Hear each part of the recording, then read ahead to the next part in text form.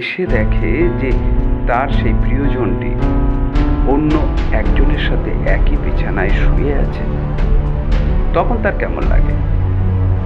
আজকের গল্পটি তেমনই। এটা গল্প নয়, এটা একটা শিক্ষণীয় আজ এমন একটি গল্প। হঠাৎ মেয়েটি ঘুম থেকে উঠে দেখে তার পাশে শুয়ে আছে বয়স্ক মানুষটি, আর সে বয়স্ক মানুষটি আর কেউ নয়, বাড়ির কাজের লোক। মেয়েটি অবাক হয়ে তাকে জিজ্ঞাসা করে, আপনি কেন এখানে শুয়ে আছেন? কখনই বা এলেন? আমি তো কিছু বুঝতে পারিনি। আর এই অন্যায় কাজটি কেনই বা আপনি করছেন, যেখানে আমার স্বামী বাড়িতে নেই?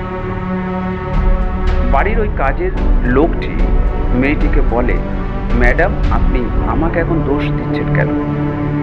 কাল রাত্রেই তো আপনি জোর করে আপনার পাশে শুতে বললেন।